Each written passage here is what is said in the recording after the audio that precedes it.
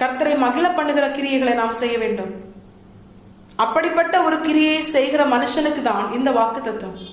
ஏன்னா அந்த வாக்குத்தத்தம் துவங்கும் பொழுது எப்படி துவங்குகிறது தெரியுமா?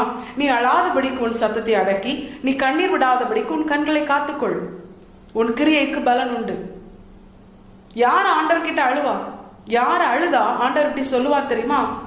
யார் தமக்கு பிரியமாய் வாழ்ந்து தம்முடைய சித்தத்தின்படி வாழ தன்னை அர்ப்பணித்து தான் அவர்களுக்கு குறித்த பாதையில் தன்னுடைய வார்த்தைக்கு கீழ்ப்படித்து நடக்கிறார்களோ அவர்கள் வாழ்க்கையில் வருகிற அழுகையின் பள்ளத்தாக்கை, துன்பத்தை, நெருக்கத்தை, அது நிமித்தம் அவர்கள் வடிக்கிற கண்ணீரை கர்த்தரால் என்ன பண்ண முடியாது? பார்த்துட்டு சும்மா இருக்க முடியாது.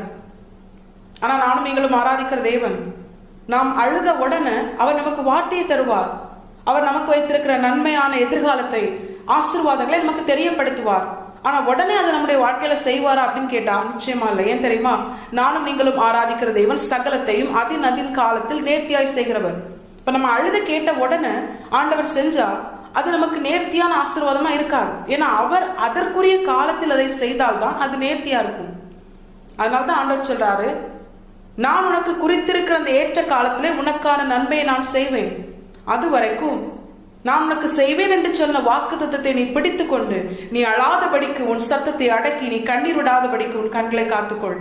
ஏன்னா நிச்சயமாய் உன் கிரியைக்கு, உன் நன்மையான சுபாவங்களுக்கு, ஆவிக்குரிய கனிகளை நீ வெளிப்படுத்துகிற அப்படிப்பட்ட நன்மையான கிரியைகளுக்கு நல் பலன்களை நான் உனக்கு தருவேன்.